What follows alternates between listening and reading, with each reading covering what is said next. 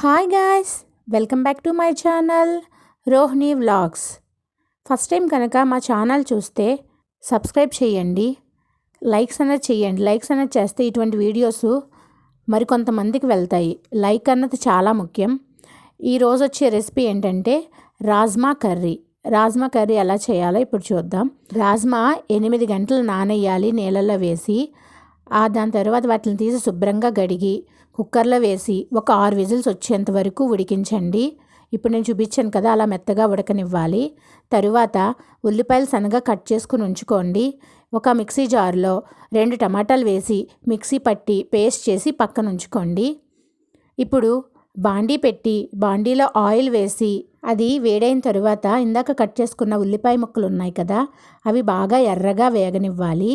బాగా ఎర్రగా వేగితే మనకి మంచి స్మెల్ అన్నది వస్తుంది. కర్రీ కూడా చాలా టేస్టీగా ఉంటుంది. ఇవి వేగిన తరువాత అల్లం వెల్లుల్లి పేస్ట్ వేసి పచ్చివాసన పోయేంత వరకు వేగనివ్వాలి.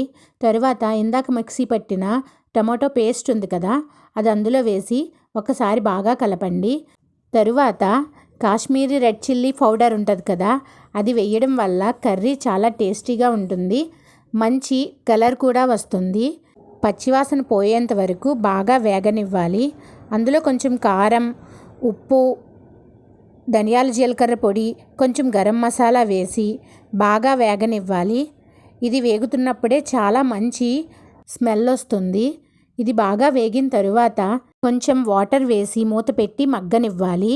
ఇది మగ్గిన తరువాత పైన ఆయిల్ తేలేంత వరకు దాన్ని కుక్ చేయాలి.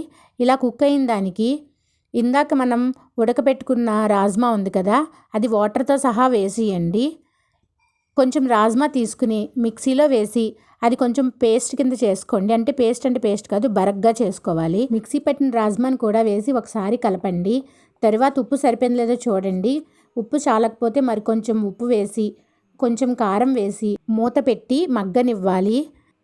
చివరిగా కొత్తిమీర వేసుకుని దించేయండి. అంతే, రుచికరమైన రాజ్మా కర్రీ రెడీ. రాజ్మా తినడం వల్ల బరువు తగ్గడానికి ఇది సహాయపడుతుంది. చెడు కొలెస్ట్రాల్ని నిరోధిస్తుంది. గుండె ఆరోగ్యానికి రాజ్మా చాలా మంచిది. రాజ్మాలో vitamin B6, E, K, calcium, iron అధికంగా ఉంటుంది. వీడియో నచ్చితే like, share, subscribe. Thank you.